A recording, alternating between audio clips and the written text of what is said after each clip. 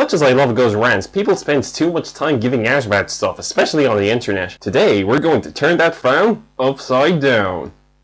That doesn't really work. That doesn't look like a smile. I'm Mark Larity, student leader of Please Talk NUI Galway, and these are 5 things that make me smile.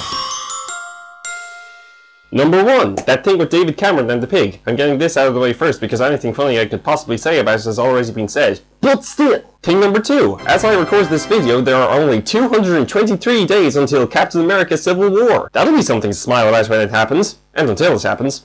And after it happens, because it'll be in your memory. Just stay alive. The accuracy of that number to you depends on when you watch this video. Like, it could be 220 days. It could be now. It could be you. It could be in the past. If it's in the past, what are things like in the future, bucko? Do people still call each other bucko?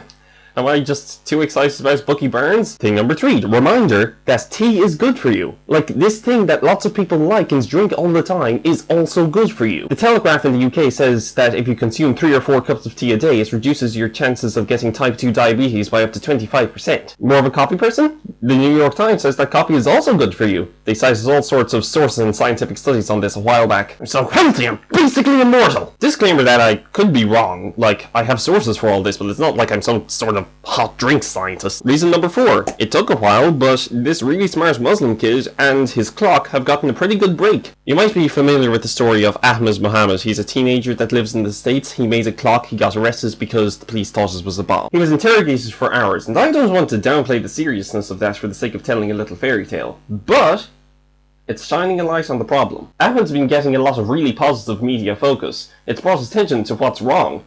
People are really rooting for him. It's a bit more likely now that something can very well get done about it. And finally, thing number 5 that makes me smile, the internet exists. It offers practically limitless opportunity to make stuff and share it with others. On that point, people who grew up with the internet, like me, often see stuff that gets thousands of hits.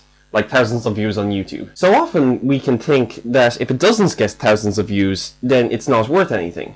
That's not true. That's not the only measure of success, and it's often not a very useful measure. Ours doesn't even have to be for others. It can just be for yourself. It's up to you. The internet can help you do that. Don't want to make something? Just watch something. Don't want to watch something? Play a game. Don't want to do anything? Just go, what's that called again? Oh yeah, outside.